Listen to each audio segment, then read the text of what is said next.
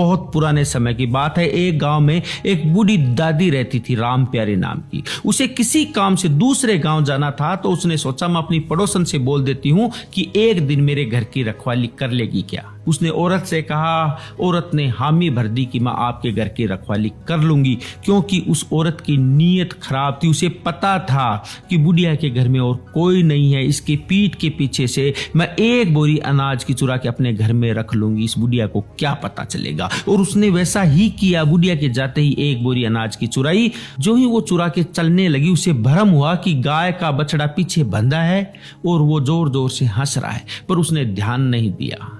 वो अनाज की भरी बोरी घर पे रख के आ गई। जब शाम को बुढ़िया आई तो उसने पूछा कि दादी जी, आपका गाय का बछड़ा हंसता है? बूढ़ी औरत ने कहा, मेरे को नहीं पता बेटा, कलयुग है, हंसता भी होगा, तू जाके पूछ ले। औरत से रहा नहीं गया, वो बछड़े के पास में गई और बोली, दोपहर को तुम हंसे थे? बछड़ा फिर हंसा और बोला, हाँ हंसा था। उसने पूछा, क्यों हंसे? बछड़े ने कहा कि पिछले जन्म में मैंने राम प्यारी दादी से 200 रुपए उधार लिए थे। मैं वापस भी दे सकता था, पर मेरी नीयत खराब हो गई।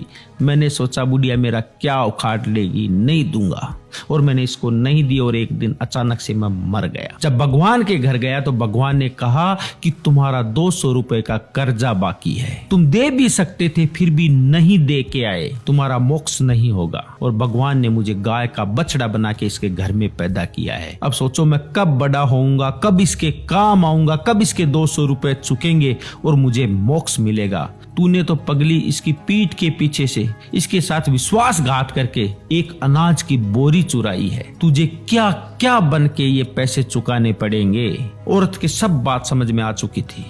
औरत बुढ़िया के पांव में गिर गई और उसने पूरी बात बताई। बूढ़ी औरत बोली कि बेटा, सुबह का भूला शाम को घर आ जाए तो वो भूला नहीं होता।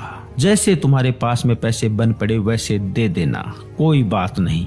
तेरे समझ में आ गया, ये बहुत बड़ी बात है। दोस्तों, आजकल लोग एक बात बोलते हैं कि या तो कुछ कर्जा या फिर कर्जा करके मर जा, नहीं देंगे तो क्या मेरा दुनिया उखाड़ लेगी। दुनिया तो उखाड़े या ना उखाड़े, ऊपर बैठा भगवान जरूर उखाड़ता है, और उखाड़ता ही नहीं, उगने के लिए जगह भी नहीं छोड़ता।